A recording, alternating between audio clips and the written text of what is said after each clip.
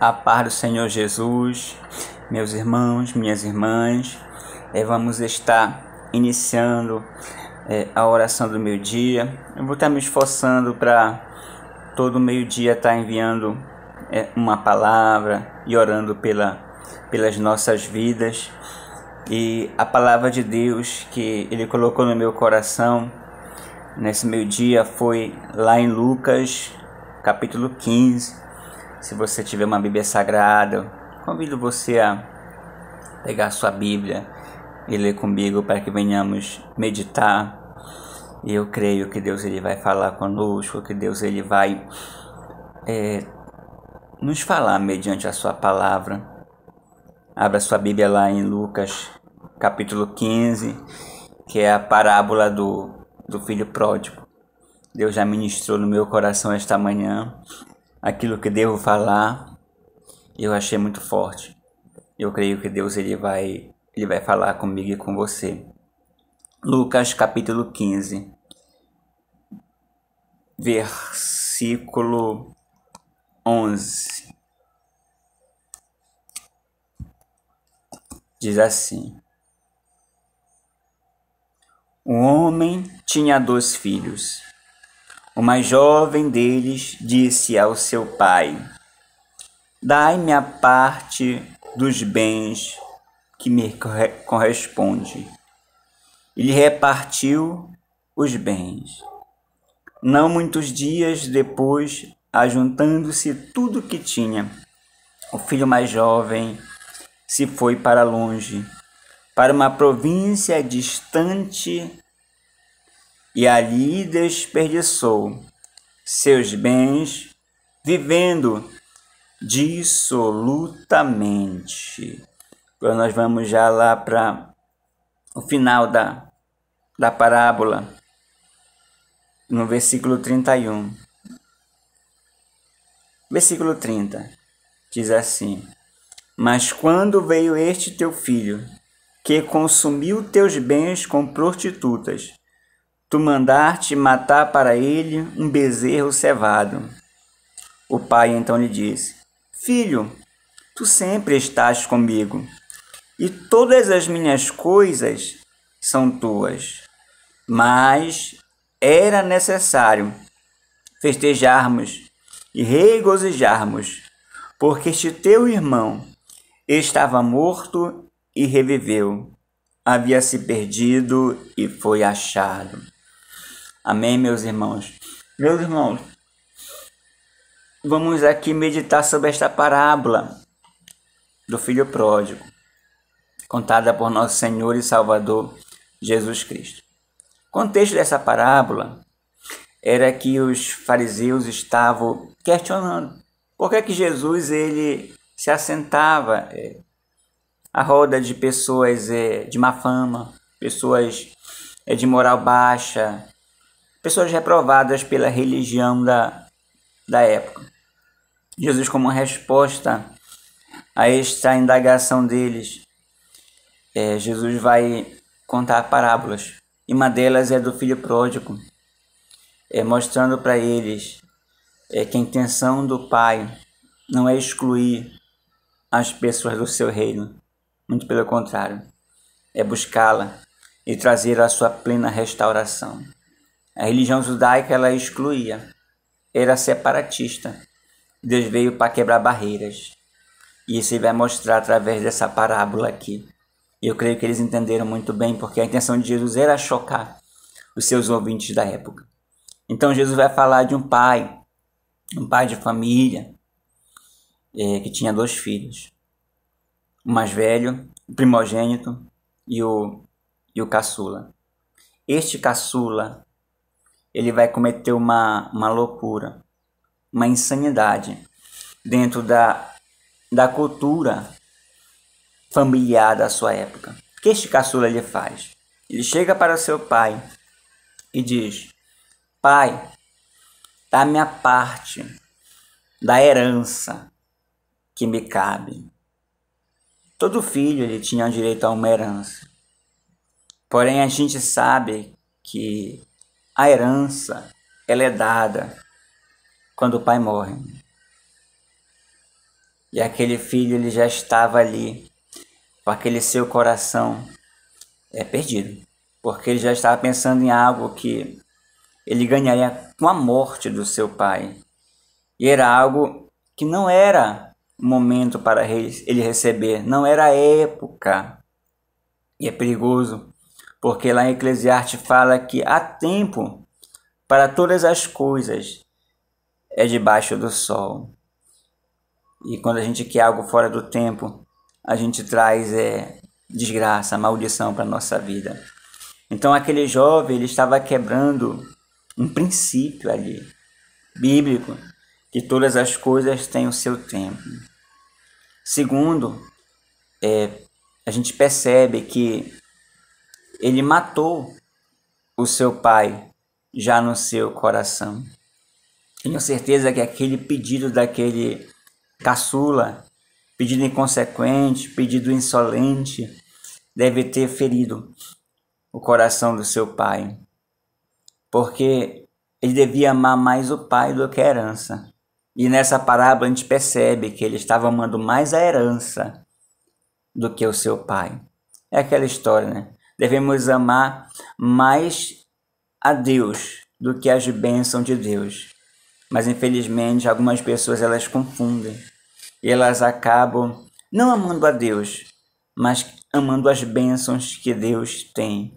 Depois que Deus dá a bênção para elas, elas simplesmente viram as costas. E era isso que esse jovem, esse caçula aqui, estava pretendendo fazer. Pegar a herança do seu pai e virar as costas para o seu pai. E assim o homem faz. Ele pega as bênçãos de Deus e simplesmente dá as costas para Deus. Então esse caçula aqui, ele faz isso.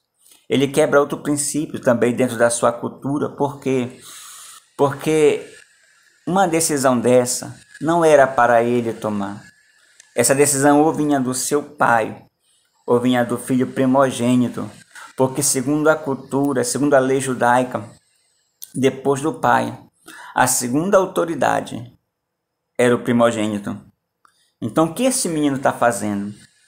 Ele está rompendo com todo tipo de autoridade, com todo tipo de lei. Ele está quebrando, porque ele quer seguir a sua própria lei, ele quer seguir o seu próprio destino, ele quer seguir o seu próprio coração. Aí mora o perigo, meu amado. O mal dessa geração é isso. Ela não quer respeitar a autoridade, ela não quer se curvar a governo, ela quer fazer a sua própria lei. E a gente vai ver que o enredo dessa história ele vai ser trágico em alguns aspectos, bom em outros. E depois que esse caçula pega a sua herança, o que a Bíblia diz que ele vai fazer? Ele vai para um lugar longínquo. Dentro da cultura judaica, dentro do contexto bíblico, esse lugar longínquo quer dizer longe dos termos de Israel. Ou seja, ele estava indo para a região de pagão, região de pessoas que não guardavam a lei, os mandamentos de Deus. Então era uma região pesada, gente de baixa moral, gente de baixa reputação, gente mal. Olha como está o coração desse jovem. Ele já não aguentava mais viver debaixo da lei do pai, dos mandamentos do pai. Ele não aguentava mais viver debaixo de princípios da família. E ele agora, ele quer seguir o seu próprio coração, ele quer dar liberdade, ele quer dar vazão a todas as suas paixões e os seus desejos. Ele rompe com Deus, ele rompe com a família, ele rompe com tudo. É a questão do hedonismo. A pessoa não quer seguir valores, ela não quer seguir princípios, porque quando a gente fala de casa do Pai, estamos falando de valores, de princípios, que são essenciais para a nossa conservação, para a nossa preservação, para o nosso bem-estar. Mas aquele jovem olhou aqueles valores, aqueles princípios como algo ruim, algo mal, algo que os privava de viver as suas paixões. É que o mundo ensina. Dá vazão aos seus prazeres, aos seus deleites. O importante é você não negar nada a você mesmo. Mas a gente vê que quando o homem faz isso, ele vai viver como um animal, não regrado por princípios da inteligência divina, mas pelos seus próprios instintos. Ele vai cair, como um animal cai na rede de um caçador, infelizmente. Então esse jovenzinho, ele pega a herança do seu pai, vira as costas para ele, abandona o Deus do seu pai. Quantas pessoas estão assim, não é verdade?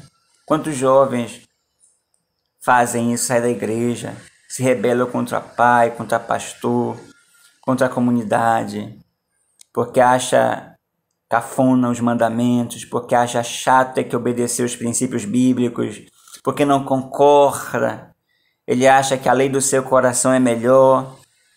Nunca, amado. A lei do coração humano vai ser melhor que a lei de Deus. Nunca. A pessoa que abandona a lei de Deus pela lei do seu coração vai se encontrar como esse jovem se encontrou, e nós vamos ver aqui o texto bíblico. Esse jovem, ele vai gastar o seu dinheiro da sua herança com meretrizes, com prostitutas, em bares, em boates. O que a palavra quer dizer com isso? É o que eu já falei anteriormente. Ele quer seguir lei da carne, lei dos prazeres. Por que que as pessoas não gostam da Bíblia? Porque a Bíblia, ela priva, ela diz não para muitos deleites da nossa carne, dos nossos prazeres. E a gente prefere ficar do lado dos nossos deleites carnais do que do mandamento de Deus, que é justo, é santo e é bom. E esse jovem, ele sai da casa do pai, ele vai para o mundo, porque ele pensa que a lei do mundo, ela é melhor. Porque a lei do mundo é devasão, extravase, se entregue, viva loucamente. E ele é atraído por essa lei, ele vai.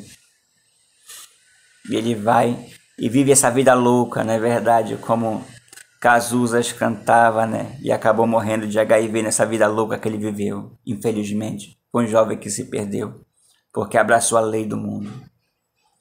Só que o mundo tem uma lei também. Se você tem alguma coisa a oferecer, você é bem-vindo.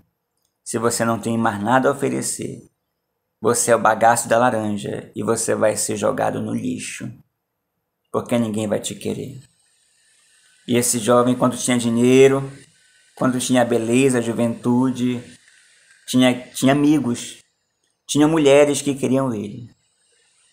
Mas quando a gente sai da casa do pai, aquilo que é muito vira pouco, né? Aquilo que é riqueza vira pobreza. Aquilo que é bom vira mal. Aquela herança que ele saiu, ela acabou. Foi desperdiçada. E é uma coisa que também deve ter chocado os judeus da época de Cristo, porque o judeu não desperdiça. Porque ele entende que aquilo que Deus dá para ele deve ser bem administrado. Então esse jovem, ele pegou aquilo que Deus deu para ele, porque a herança era uma bênção de Deus. E ele estourou, meu irmão. Deus nos dá o fôlego de vida, Deus nos dá a juventude, Deus nos dá prosperidade para a gente administrar, porque é Deus que deu. E esse jovem chocou. Ele quebrou com todos os princípios, os protocolos, ele quebrou com todas as leis, mandamentos. Literalmente, como o pessoal diz, ele rasgou a Bíblia. Ele enlouqueceu. Ele ficou insano. Ele tomou uma decisão louca na sua vida. Ele desgraçou com a sua história, com a sua vida. Construir uma vida bem-sucedida, de sucesso, abençoada na presença de Deus, é luta, meu irmão, é difícil. É com peleja, é com choro, é com lágrima. Mas desgraçar a vida, meu irmão, é coisa rápida. Basta ser insano e louco e tomar decisões baseadas não em Deus, mas no nosso ego, nossa soberba e no nosso coração. E a Bíblia diz que depois que ele gastou tudo, já estava liso. E para piorar ainda mais, houve uma grande crise naquela região. E ele foi para o fundo do poço. Ele foi trabalhar. E a Bíblia diz que ele estava com fome e ganhava muito mal. Não ganhava. A comida que ele ganhava, eu imagino que era uma porcaria. A ponto de ele desejar comer a comida dos porcos. Olha onde esse jovem vai parar. No chiqueiro, amado. No chiqueiro. Quantas pessoas se enquadram nessa história, né? Estavam bem, na casa do Pai, felizes, abençoados. Achou ruim a lei de Deus, a lei do Pai. E se entregou o seu coração. E aonde que ela foi parar? Em uma vida miserável, desgraçada, agarrada com porcos. Decisões, amado. Uma decisão errada pode nos levar assim, no fundo do poço. Quantas pessoas que eram da igreja, amado? Vamos dar um exemplo de algumas pessoas famosas, como Tina Turner, que era cantora da igreja e morreu de overdose numa banheira. Elvis Presley morreu entorpecido de remédio. Então a gente percebe que romper com a lei de Deus e se entregar ao coração é perigoso. Mas graças a Deus, vemos o exemplo bom, algo bonito desse jovem aqui, que quando ele estava no fundo do poço, nem todo mundo tem essa humildade, viu? De reconhecer as besteiras que ele havia feito. E no fundo do poço, no chiqueiro, ele vai reconhecer que bom é estar na casa do Pai. Pena que ele não deu valor quando estava na casa do Pai, né? Porque isso é o certo. É a gente valorizar a casa do Pai. Não precisar ir para o mundo, conhecer a maldade do mundo. Não precisar cair no chiqueiro para pensar isso. Bom é estar na casa do Pai. Ele vai lembrar que até os jornaleiros na casa do seu pai, eles recebiam bem, eram bem cuidados. E ele resolve voltar para a casa do pai com o coração humilde. Ele cai em si, a Bíblia diz. E cair em si quer dizer olhar para si mesmo. Sair de si, olhar para si e ver qual é o estado que nós estamos. E ele viu que eles estavam num estado miserável. E que isso precisava mudar. Então ele diz, levantar-me-ei. Ele vai regressar o caminho. Ele vai fazer o caminho de volta. Olha só, quantas pessoas estão precisando, não é verdade? Fazer o caminho de volta. Voltar da onde saíram. Retornar da onde nunca deveriam ter dado as costas, não é verdade? Enquanto a vida é a esperança. E esse jovem tinha vida ainda para ele. E ele diz no seu coração, vou chegar com meu pai, vou falar, vou reconhecer, vou dizer, pai, pequei contra o céu, contra ti. Não sou digno de ser chamado teu filho. E ele faz isso. E quando o pai o vê de longe. Agora vamos ver o amor do pai. Esse pai é Deus, meu amado. Que é incondicional. A gente vira as costas, a gente despreza, a gente quer ir para longe. Mas ele sabe que não há melhor lugar do que perto dele. E esse pai, ele, que é Deus, ele dá liberdade. Porque Deus não prende ninguém. Quando o filho quis ir embora, o pai deixou. Vá, não vou lhe prender comigo. Porque Deus não quer ninguém forçado com ele. Mas ao mesmo tempo, Deus ele sempre vai deixar a porta aberta. Para a gente voltar e saber que o seu amor, ele excede o amor do mundo. O mundo, ele quer a gente bem. Deus, ele aceita a gente aos trapos muitas vezes. E quando o pai vê esse menino todo sujo, todo imundo, o pai corre, dá um beijo. E o filho vai fazer o seu discurso, ele nem termina o discurso, ele só diz, pai, peguei contra o céu e contra ti. Não sou digno de ser chamado teu filho. pai não quer nem ouvir mais, porque o pai percebeu o arrependimento no coração daquele jovem. E o pai dá uma veste nova, tira aquela veste velha, aquele trapo imundo, sujo, da veste da família de Deus para ele. O pai dá a aliança, glórias a Deus, de filho. Aquela aliança significa que ele nunca havia deixado de ser filho. O filho, quem sabe, quando saiu da casa do pai, pegou a aliança e jogou fora. Mas o pai sempre vai ter a aliança para dar para aqueles que regressam. O pai dá uma sandália, porque naquela época, escravo não usava sandália. E filho sim. O homem que se entrega ao pecado é escravo do pecado. Aquele rapaz deixou de ser filho para ser escravo. É isso que o homem é, que entrega-se ao seu coração, às suas paixões, aos seus desejos. Ele é escravo do pecado. Mas quando a gente aceita o pai, quando a gente volta para o pai, ele dá uma sandália, dizendo: você não é mais escravo. Você é filho, você é livre, você é feliz. E ele manda matar um cordeiro cevado e faz uma grande festa. O que Jesus disse anteriormente, a festa no céu quando um pecador se arrepende. Porque é isso que Deus quer, arrependimento. Mas a parábola vai contar também de um filho, o mais velho. Lembra que eu falei primogênito? E qual era o problema desse filho? Era o legalismo.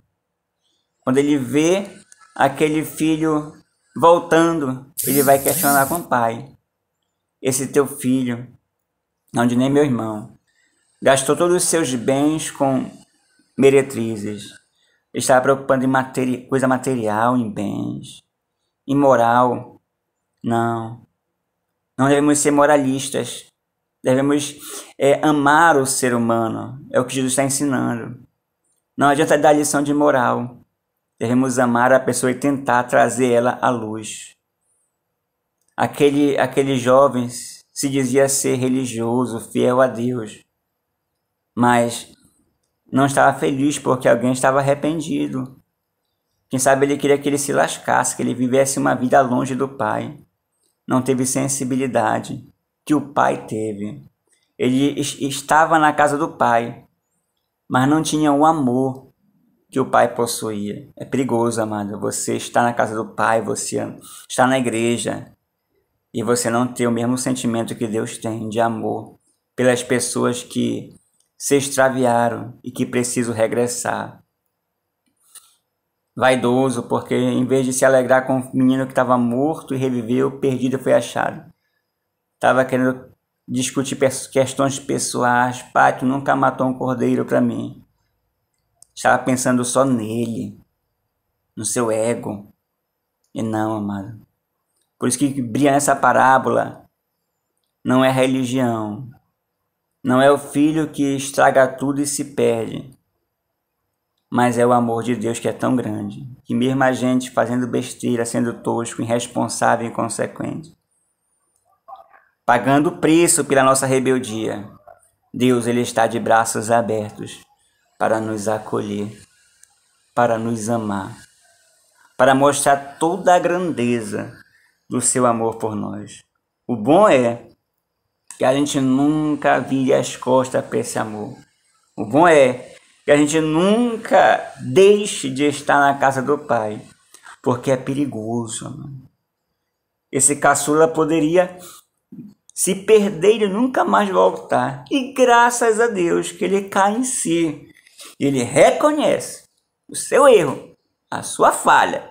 Ele tem atitude também de fazer o caminho de volta. É o que muita gente está precisando. Fazer esse caminho de volta para que a sua vida venha a ser restabelecida e as coisas velhas se passarem. E Deus dá tudo novo para a vida dessa pessoa. Amém?